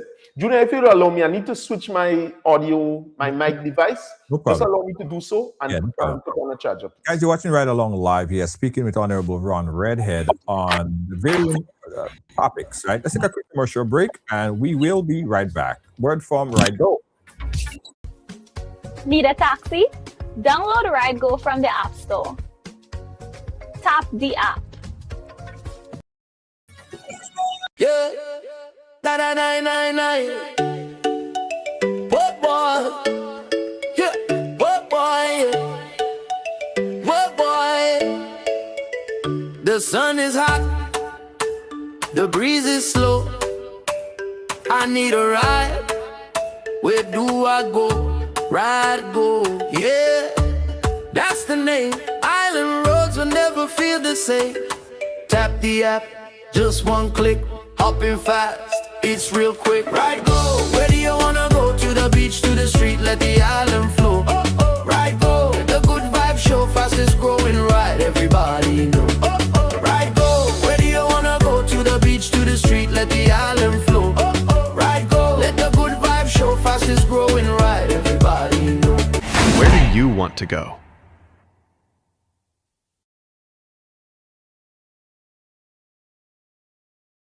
Okay, the segment of the program is brought to you by Ride Go. Ride share. Don't forget, guys, download Ride Go in your phone today. Even if you feel you don't need a taxi now, You might need it tomorrow. There must people that end up on somewhere in Granny Town or somewhere in St. David and they have a flat tire and the only escape is to tap the app and get a ride. Yeah. Download the app right now in your app store. Ride Go. You can download it from the Google or the Apple store. Download Ride Go. Ride Go. Where do you want to go? Back here chatting live with Honorable Ron Redhead on a range of topics. The phone lines are still open for you to call in. A little bit over time, but we get 10 more minutes, guys. 10 more minutes, I promise. As we dive into another topic right here, Project Polaris. And we saw a press release that came out to the Government Information Service, a signing of, 60 million towards Project Yes. 60 million US, receiving the first tranche, first half of it, 30 million US. Oh, okay. So we on stream. Tell us about the process of Project Polaris and again, talk about the importance of Project Polaris. Right. So Grenada wants to achieve a medical village. That medical village is going to be made up of a number of different elements. You're going to have the hospital itself, which is the primary area of focus. You're going to have some auxiliary buildings. Take, for example, a hotel on site that because we're talking about medical tourism, we need to be able to have access. On certain airports, you can actually sleep at a hotel on the airport itself, right? And so that is when you have large crowds and so on. And it helps to be able to even fund back into the whole setup and arrangement that you are building. But because we are pursuing a medical village, there is need to start thinking outside of the box as it relates to this. Now, mind you, while we are planning and signing agreements for our medical village, the local medical situation or hospital situation is slowly but surely improving. We are not where we want to be, Junior, but we are seeing steps being made to improve. And I'll give you one example. Someone did an assessment of the health and safety at the General Hospital, might have been around 2024, probably just after burial. And that assessment revealed, for example, at that point, 11 years prior, the battery in the smoke detector had not been changed at the General Hospital, right?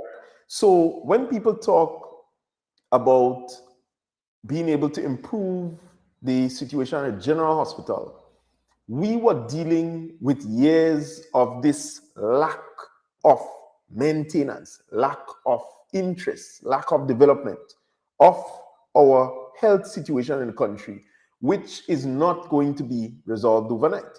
Now, when we campaigned in the last election, we never promised to fix it the next morning. We said that we were going to address these situations because Grenadians wanted it to be addressed, and we ourselves, from a policy standpoint, agreed that this ought to be addressed if we are to see any serious and genuine development and advancement in our country. A healthy nation is a wealthy nation, first and foremost. And so what we have been able to do so far, in addition to planning for the medical village, as mentioned, we are doing a number of things to improve the local health situation in the country. Take, for example, upgrades to a number of medical stations. St. Patrick, for example, that is under consideration. I can't give you a specific start date, but I'm certain MP Joseph Ander is going to speak to that when he gets the opportunity. But this is something that we are improving. And then the general condition at the General Hospital. Take, for example, just being able to identify patients with a handband, right? Who would have thought? Something as simple as making sure that you're washing your hands after dealing with every situation so that you can decrease bacteria spread at the General Hospital, because there might be people with compromised immune systems, and just that one bacteria could end them, they could get sepsis, whatever the thing is, right? I'm not a medical expert. But the point is, just basic things like that. For years, it has not been done. We are now seeing that as a direct benefit with our partnership with Mount Sinai. So, on one hand, you're dealing with infrastructure. The Minister of Finance spoke to this. He was the one signing the agreement just recently out in, he went to a conference and as a side was able to sign this agreement to sign the MOU rather, so that we could begin drawing down on this, because we are very serious at achieving this. Project sponsor, Andrea St. Bernard, Ambassador Andrea St. Bernard, is well poised to speak on this in the coming weeks and months ahead. And we can definitely look forward to her giving updates as they come. But that is the kind of thing that we are doing. And Junior, the benefit of this is about planning. Let me say this, that the government of Grenada created what is called a delivery unit for a number of key sectors. We are still working out the kinks, for example, for oil and gas, because that is a sector, because we do not have the experience and expertise locally in it. We need to draw from people outside. So it's a sector that will take some more time. It's just 3.5 going on to 4 years we've been in office, at least this generation of NDC. And so we created some delivery models or units to be able to roll out these key policies, healthcare being one of it. And as critical as it is in terms of needing immediate attention, there are some long-term planning that needed to be done to be able to get us to where we need to be. And let me say this, it's like if you're driving, and so we created some delivery model. If you're driving, Junior, there are some no problem. If you're driving, in some instances, you could watch right in front of you. In other instances, you could be able to look further pace down to make sure that you're keeping on the straight and narrow, that if a corner is coming up or some hole in the road, etc., that you could dodge it, you could pass over it, and so on. That is how you move forward. And what we are saying is, for now, we are addressing some of the challenges with the general hospital, current general hospital. We are addressing challenges with some of the medical stations. And again, they take, for example, the polyclinic in Guav. We need staff. So cussing about us bringing in Ghanaian workers or nurses to be able to fill positions, it's not to take away, it's to add, because we need staff. If we are to have these things functioning, we have infrastructure in St. Mark, we have another medical facility underutilized. We need staff. And so this is a genuine planning that is taking place, approach that is taking place, that is going to see some benefits in the short, medium, and certainly in the long term. And so Project Polaris speaks to an ultimate goal. Some people say it's ambitious. This will be the single biggest project that could help to diversify and expand Grenada's economy even further, in addition to even if we get oil and gas, because that sector has its limitations. You also need to know for certain that you have the right quantities, the quality, etc., to be able to benefit and exploit it. But with the medical tourism, you can almost get a direct benefit, particularly from the Caribbean side, and people leaving all over to come in if you're offering that. Again, Grenada's tranquility, peace, is a hub for healing. If you go to Caracou, if you have any stress, and I will confess here, if I have any pressure, I just go up in Caracou and chill, go on the beach and you know, eat breakfast by Kami. Yeah. And just relax, because it's just so peaceful. I was there last month. I was there last month, just chilling on Paradise Beach. Really nice on Paradise Beach. And you know, so it's part of the whole thing. And we're not just looking at it from that angle. Take, for example, for us to be able to get to where we need to be, the government of Grenada, particularly led by Honorable Prime Minister and the Minister of Education, only recently agreed with SGU that they will unfreeze, so to speak, some availability of scholarships for Grenadians, 30 or so, right? Yeah. So think of it, we're getting 30 plus now within the 4-year time span. We may have been getting it in drips, right? Might have been, what, 5, 10 or so. I don't have the exact number, so I stand to be corrected. But now we're getting 30, one go. Think of the benefit. These are people, Grenadians, that is going to receive the scholarship, get the training, become doctors, and then come back to work in Grenada. And we don't need them to come back in the old system and struggle and here and there and so on and everywhere. But we need a new energy and vibe to be able to really deliver quality healthcare. And lastly, before I take questions, the move by this administration which must be commended again, to statutarize our general hospital is important. I will say it in this way. I'm not insulting anyone because I have the greatest level of respect and admiration for our medical workers. And they can tell you, if ever anything is to happen, I don't pressure. I come, I work with them, and they are very respectful, at least to me. I've never had challenges, notwithstanding that I've lost my grandmother and my father at the general hospital. And it was under the former administration. I never blame them for it. The point is, health is very unpredictable.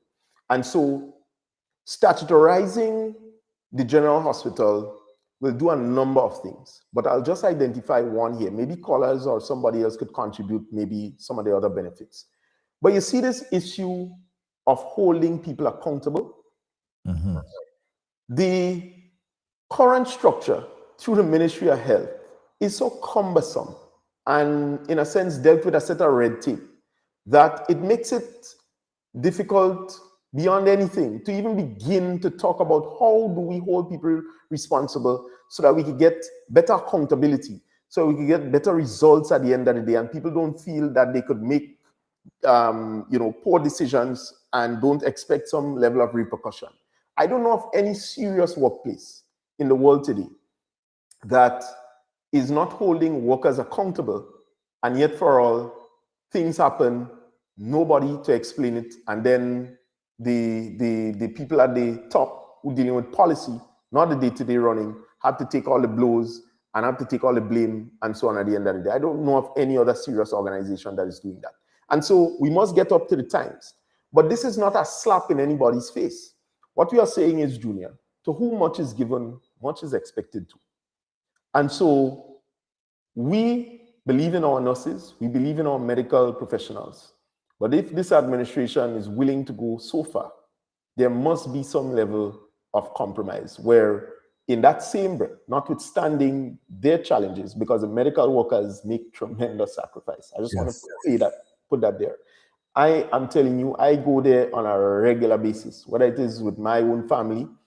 And for the record, I do use our national medical services, like ordinary Grenadians. It's rare I pay doctors to think. Me personally, I don't get sick that often.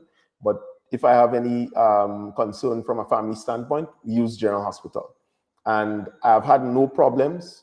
They have been, and I want to make this point, I've had two brother-in-laws, one on my fiance's side and my sister's fiance, that had medical challenges.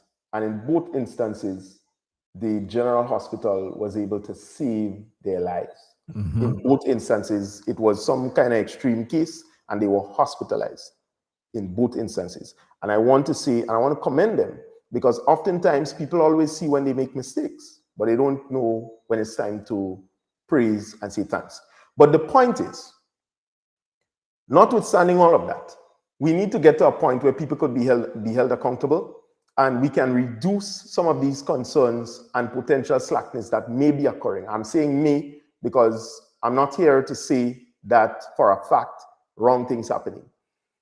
Why we need to statutarize the hospital as well too, because we need to have it now managed properly. The issue is management. Right. A PS and a minister sitting in a ministry is not sufficient to understand the circumstances that the general hospital is faced with daily. And therefore, you need professional managers in this specific field to manage the general hospital. Right. That is what it is. If a PS had to write for somebody to go on holiday and all these other things, and they had to sign that off through the government red tape system, you know nothing will happen. Right? And oftentimes these things create challenges. And just to hire a driver, for example, for the ambulance and all these other things, you have to go through all this thing, DPA, PS had to sign it, and sometimes a minister had to get involved because this person calling and long day asking. And, you know, once you have that kind of structure, you're going to fail. Right. So statutarizing it is the first step to saying what the government is more interested in is exploiting the professional management capacity from professionals in Grenada or otherwise that have the capacity that can manage such an institution to the quality and standard that it should be managed. So all these other issues in terms of timing, in terms of being able to have people on rotation properly and so on, all these other issues could be handled at a management level. Because there are some successful Grenadians, Junior, whether people believe it or not, that could actually take a statutorized general hospital or hospitals throughout Grenada and make it into a more productive one and do it in a manner that we are saving more lives and ultimately working together and so on. But we need some help. Right. So there is an opportunity there. I don't want to spend more time on it, but just to say that all of these things intertwine into the whole push to have our medical tourism as an integral part of Grenada's new policy thrust as it relates to healthcare. Because healthcare, we can export services to the point where we are bringing people to Grenada to get the benefits and experience as to what we have to offer. Absolutely, absolutely. I want to join you in echoing the sentiments, same sentiments with the folks at the General Hospital. There have been nothing but professional. A lot of instances, people come and they talk about the services or the lack thereof, but I have never been in a position personally. Just the other day, we had a little incident, and I had to rush somebody to the hospital. And the professionalism that they dealt with, I have to give kudos to the nurses and the doctors there for the help. And I know, and you rightfully said, by statutorizing the operation, I think people conflict statutorizing and privatizing. So they have a misunderstanding as to what the process is. There's always this perception, Junior Boy, with the propaganda. Look, for example, with the visa restrictions and this announcement. You know, I mean, I know some people criticized why did the PRO, for example, put out a release on this matter, right? Propaganda is a dangerous thing. And if left unchecked, you can see genuine people. In fact, I was looking at a video clip the other day, and it's a cartoon.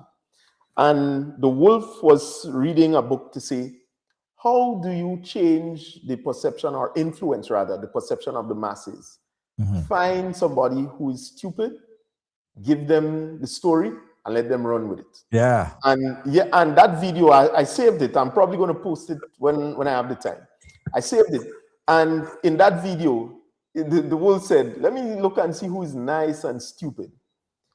He throw all kind of thing at him and tell him the sky is falling down. Get all the chicks to run into the cave. They'll be safe there. So that one stupid chick went around telling all the chick and hens and so on and cool. The sky is falling down, and this is the proof. Look, piece of thing hit me already, and so on. And the safest place to go is in the cave. And when he ran, all of them go in the cave, and the wolf go in, and what the wolf said, dinner time, eat all of them. Oh, wow. The point is, propaganda is a dangerous thing. And if left unchecked, it can have serious and significant repercussions on otherwise genuine situations that may be even overlooked and could be resolved prior to it getting out of hand. So I wanted to make that point. So the reason why the NDCPRO responded, because the opposition party put out a dangerous release claiming that visa across the board, when it was non-immigrant and more so immigrant visa, was being barred and, you know, preaching the doom and gloom, and people ran with that. These things, some people have to get medical treatment, some people have to, you know, it could have a serious impact on the livelihoods. And so from that vantage point, because a political party had put it out, because then, Junior, the Ministry of Foreign Affairs didn't receive any official communication. Right. So it was out in the Ministry of media. Finance, that's why the Ministry of Foreign Affairs did not comment at the time. That's the point, because the Ministry of Foreign Affairs' role is not to sit down and watch ABC News and say, well, that is what we can't conduct our diplomacy based on a Facebook post or something said on a news item, right? It has to be officially communicated. Back in the days, they used to use wire transfer, right? But now we certainly have means to communicate officially through email, writing, etc., which we have to take as official information. It's only then would the Ministry of Foreign Affairs be in a position to respond, which they did after the fact. But we had to nip the propaganda in the bud simply because even what the report said was non-immigrant visas. And so the opposition party here attempted to take it, and then they had to pull down their release and so on. It was reckless. Again, all their aim and intention is, if Ron do something bad and Ron is with the government, we go make a big blow up of that. You know, somebody sent me a video with some fake page or whatever, who, I don't know if it's a real person, post me answering a cell phone in a funeral. I mean, oh God. I mean, you know, when I was in opposition, I don't think I used to raise such petty matters. Myself and Sister Kireen, Honorable Kireen James, we served in the Senate around 2018 thereabouts.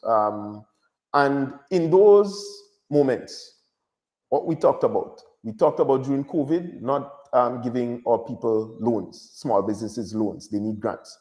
During COVID, for example, we talked about signing some kind of trade agreement with St. Vincent and the Grenadines, one of our closest partners.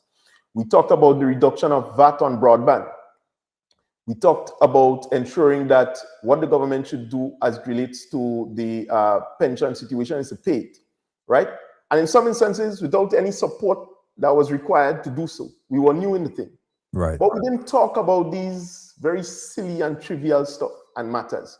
We dealt with substantive issues. That's why today, when this government came in, our contributions at the level of cabinet, parliament, and so on is not substantive.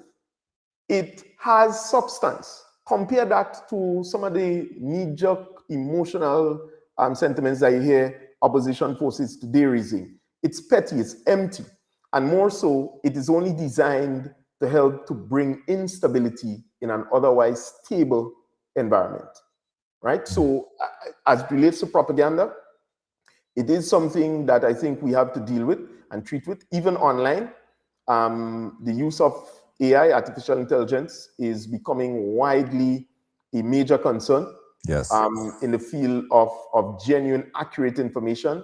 And therefore, this thing, in some instances, if you ask me, it could force an international power to potentially strike and do something because they're seeing fake videos, you know, that deep fakes and so on. So you have to be careful with these things, but we have to now train our people how to understand it and how to avoid it altogether. And that's, I think, where the task is. It's a hard task, but I think we could achieve something like that. But I must say, I'm concerned that too many of our opposition forces are only interested in propaganda and people business and posting up around if you fall down, if you wear in brown shoes as opposed to black, and all these petty stuff which has nothing to do with our development.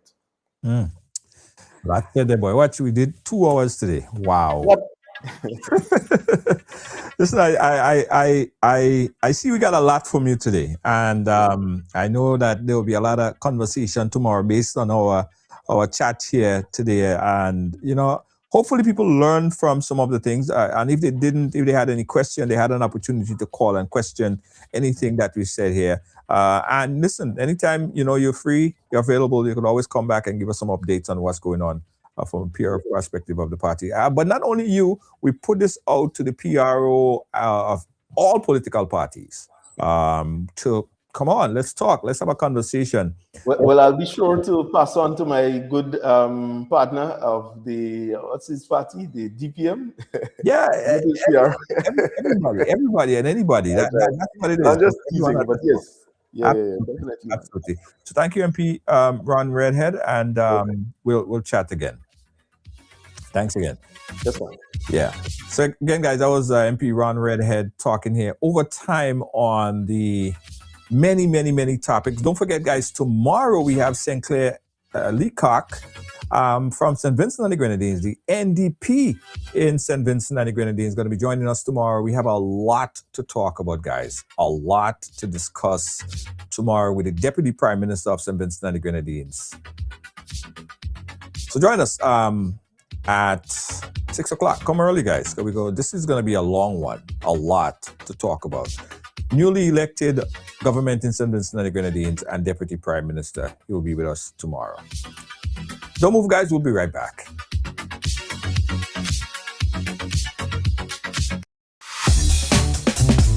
Hi, I want $10 on Playway.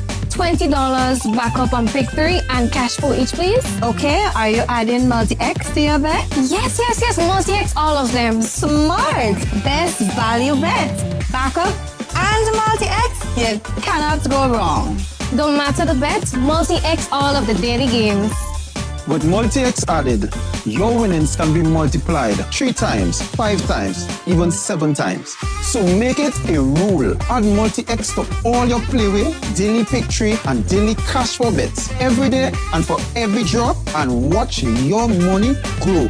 Available at stores and online. You heard it here. Multiply your winnings daily. Must be 18 or older to play. NLA, making your dreams come true.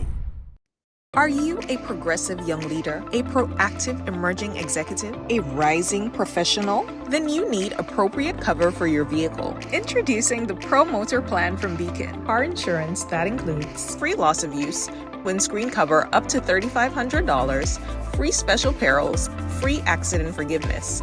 Get Beacon's Pro Motor Plan today. Don't procrastinate. Call Beacon today at 440-4447 or visit beacongrenada.com.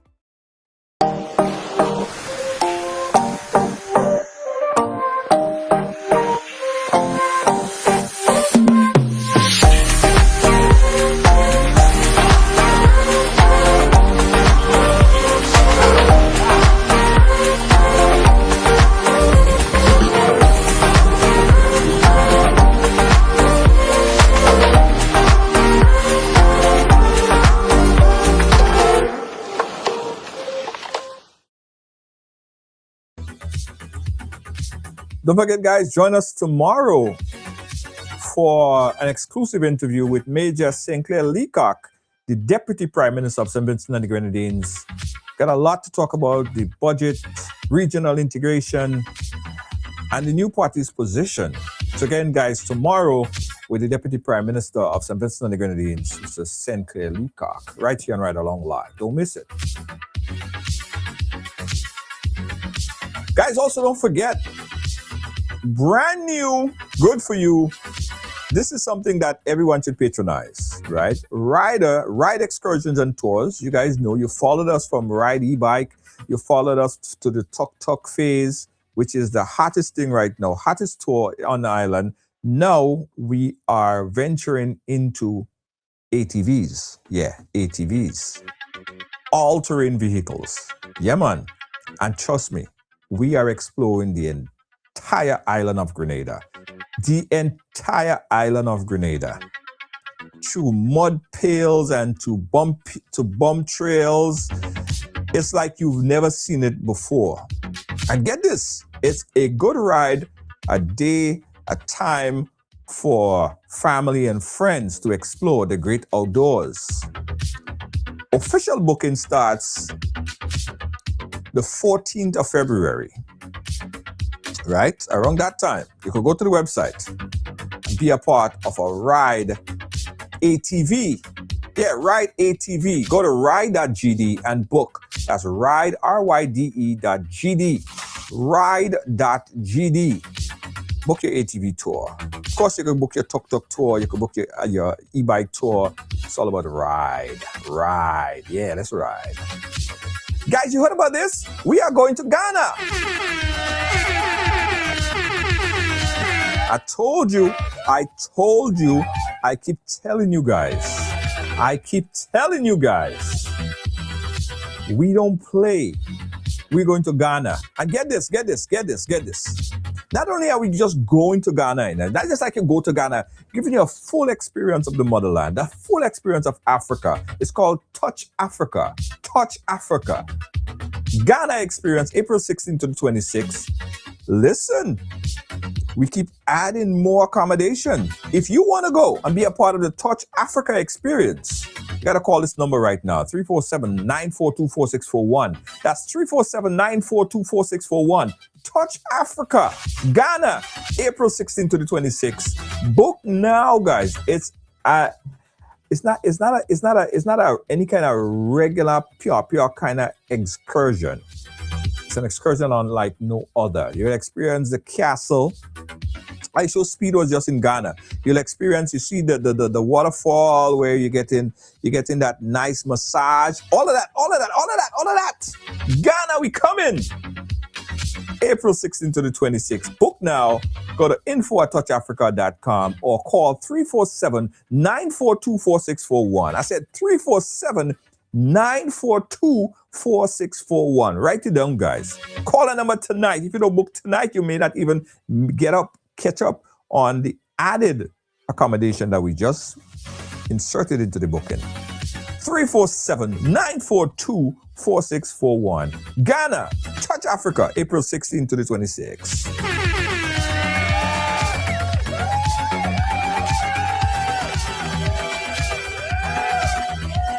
And of course, guys, when you're in Ghana, and this is brand new, guys. Your RideGo app is going to work in Ghana.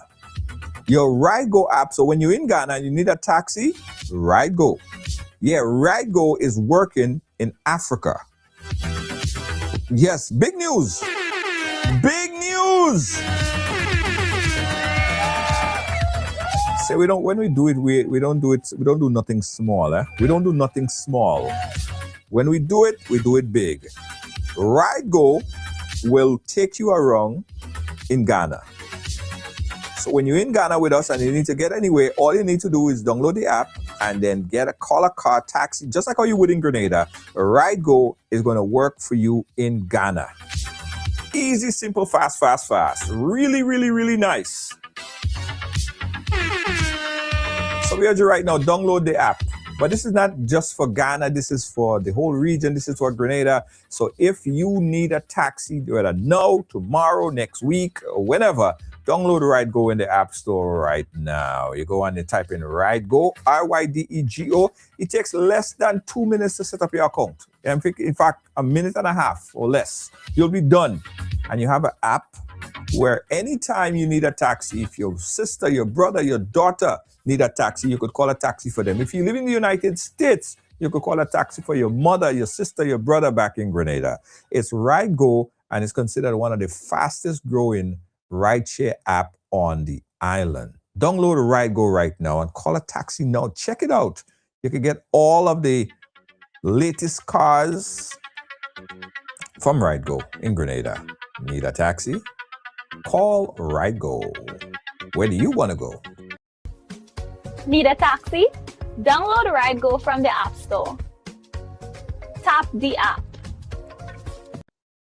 The Grenada Independence Planning Committee and the Grenada Association Toronto, under the auspices of the Grenada High Commission in Canada and the Consulate General of Grenada in Toronto, present our Diaspora Independence Celebrations 2026. The following are the events: an ecumenical Independence Thanksgiving service on Sunday, February 1st at 3 p.m. at St. Charles Borromeo Church, 811 Lawrence Avenue. A flag raising ceremony on Thursday, February 5th at 12 noon at the podium roof inside Toronto City Hall. 2 symbolic Independence Day illuminations. Grenada national colors will light up the tower clock at the Brampton City Hall at sunset until the next morning. Later that evening, all roads lead to the world famous Niagara Falls. On Saturday, February 14th from 6:30 p.m., we have an Independence Gala at Parkview Manor. And finally, on Sunday, April 12th from 1 p.m., we shall close it off with a splash at Showcase Grenada, a celebration of all things Grenadian.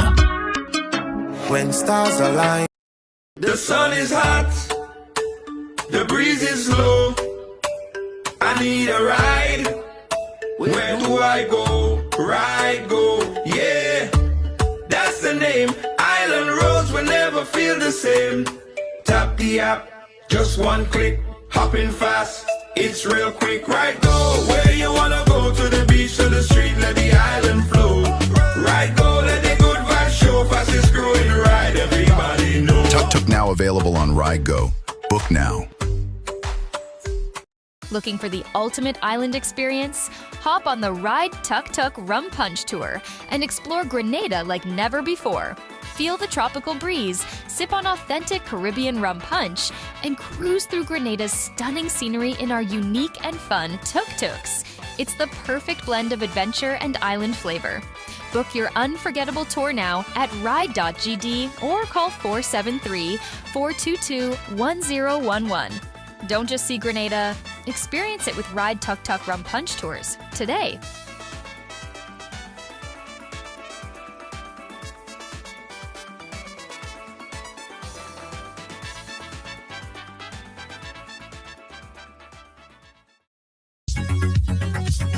Okay, guys, thank you for watching. Thank you for being a part of our program here. The #1 primetime program going on like 12 years straight. They can't touch us. Thanks for watching, guys. Thanks for being a part of our program. Don't forget, tomorrow we have St. Clair Leacock on the ride. Deputy Prime Minister of St. Vincent and the Grenadines join us live on the ride tomorrow at 6 p.m. on Ride Along Live. Catch you guys tomorrow. Peace out and good night.